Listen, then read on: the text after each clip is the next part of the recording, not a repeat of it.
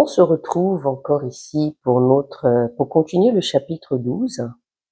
Hier, nous avons lu le chapitre 12 du 1er au 34. Et là, je venais continuer la lecture comme je vous ai dit hier. Donc, nous sommes dans la deuxième partie de la lecture. Que le Seigneur vous bénisse encore tous. J'ai reçu vos écrits. Il y a quelques-unes que j'ai pas reçues, mais apparemment, j'ai reçu pour la majorité de vous. On bénit le Seigneur encore pour cet instant. On bénit le Seigneur encore parce qu'il est vivant. On le bénit parce qu'on est réveillé. On bénit encore le Seigneur parce que voilà, ce matin, il nous a encore fait la grâce de pouvoir être là. Donc, nous allons continuer. Hier, nous avons lu le chapitre 12 au début. On a lu les instructions diverses de Jésus. On a lu le riche insensé, les soucis et les inquiétudes que le Seigneur nous a permis.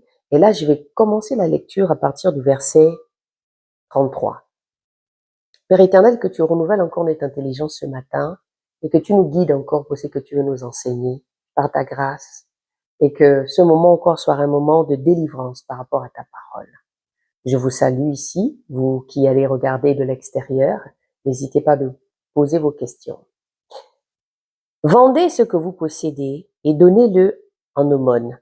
Faites-vous des bourses qui ne s'usent point, un trésor inépuisable dans les cieux, où le voleur n'approche point et où la teigne ne détruit point.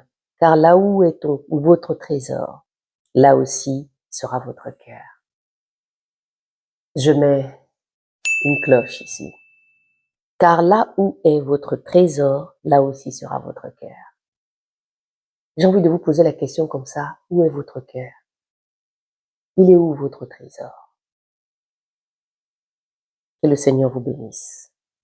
À partir du verset 35, parabole et avertissement sur la seconde venue du Christ. Que vos reins soient sains et vos lampes allumées, et vous soyez semblables à des hommes qui entendent que leur maître revienne des noces, afin de lui ouvrir dès qu'il arrivera et frappera.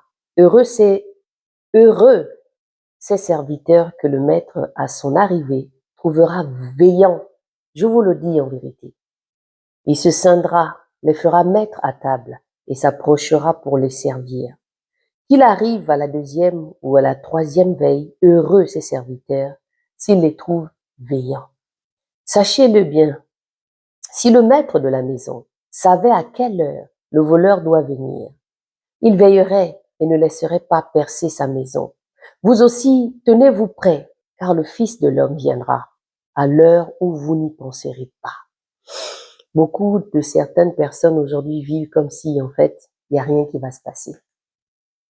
Mais j'ai envie de vous dire, peut-être que vous avez entendu tous les jours que Jésus revient, mais sachez qu'il n'est plus loin du tout. Prenons conscience de notre marche. Faisons attention. Sanctifions-nous encore plus. Ne nous conformons pas au temps présent. La parole de Dieu, elle est personnelle et je le dis régulièrement et vous le savez ici. Vous, mes élèves, vous, EVE, vous ici qui êtes autour de la Bible. Il y en a parmi vous, on se connaît depuis 2 ans, depuis 3 ans maintenant. Et vous savez un petit peu, vous savez pourquoi vous êtes là. Vous savez pourquoi on continue à être ensemble. Prenez toujours conscience que si nous sommes des disciples, c'est parce qu'on veut voir Jésus tel qu'il est. Si on est disciples, c'est parce qu'on veut le rencontrer réellement. Et toutes les promesses qu'il dit dans la Bible ne sont pas fausses. On va les expérimenter. Donc tenez bon, vous êtes sur le bon chemin. Les 2 serviteurs, on va dans le verset 41. Pierre lui dit, Seigneur, est-ce à nous ou à tous que tu adresses cette parabole? Et le Seigneur dit, quel est donc l'économe fidèle et prudent que le maître établira pour ses gens, pour leur donner la nourriture au temps convenable? Heureux ce serviteur que son maître, à son arrivée, trouvera faisant ainsi. Je vous le dis en vérité, il établira sur tous ses biens. Mais si ce serviteur dit en lui-même, mon maître tarde à venir, s'il se met à battre les serviteurs et les servantes, à manger, à boire et à s'enivrer, le maître de ce serviteur viendra le jour où il ne s'y attend pas et à l'heure qu'il ne connaît pas. Il le mettra en pièces et lui donnera sa part avec les infidèles. Je mets une cloche. Le serviteur qui, ayant connu la volonté de son maître, n'a rien préparé et n'a pas agi selon sa volonté, sera battu d'un grand nombre de coups, mais celui qui, ne l'ayant pas connu, a fait des choses dignes de châtiment, sera battu de peu de coups. On demandera beaucoup à qui l'on a beaucoup donné, et on exigera davantage de celui à qui l'on a beaucoup confié. Et je mets une autre cloche ici, parce que ça me concerne. Ça concerne le fardeau que Dieu donne à un homme, à une femme, aux responsabilités qu'il donne à un homme, à une femme, et de la manière dont nous portons la parole de Dieu pour la communiquer. Que le Seigneur vous bénisse. Au verset 49, Christ cause de division. Cette partie-là peut toujours paraître un peu confuse pour ceux qui n'ont pas le Saint-Esprit et ceux qui ne comprennent pas les Écritures dans la profondeur. Priez pour ça.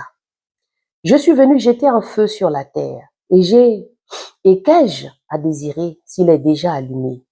Il est un baptême dont je dois être baptisé et combien il me tarde qu'il soit accompli. Je mets une cloche. Allez-y creuser. Pensez-vous que je sois venu apporter la paix sur la terre? Non, vous dis-je, mais la division.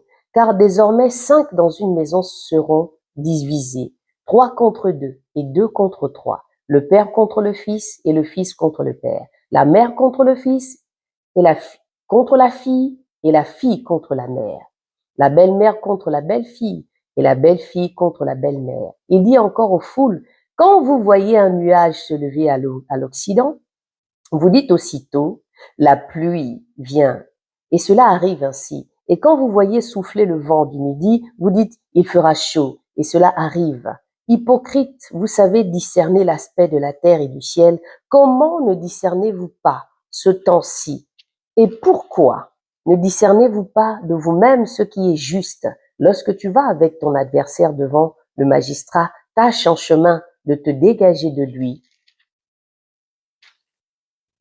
de peur qu'il ne te traîne devant le juge, que le juge ne te délivre à l'officier de justice et que celui-ci ne te mette en prison. Je te le dis, tu ne sortiras pas de là que tu n'aies payé jusqu'au dernier centime. Que le Seigneur vous bénisse. EVE, je vais revenir en fin de journée pour le chapitre 13 que je vais lire, je pense, en entier parce que ça va, il n'y a pas trop de choses, mais restez concentrés. Donc, que le Seigneur vous bénisse abondamment. Je vous dis à plus tard. Travaillez tranquillement parce qu'aujourd'hui on est mardi, donc prenez le temps calmement, même si vous donnez votre chapitre 13 pour demain, ce n'est pas bien grave, d'accord? On continue à avancer petit à petit. Ce n'est pas la course. Que le Seigneur vous bénisse, qui vous fortifie encore, qui renouvelle votre intelligence, et je vous dis à très vite.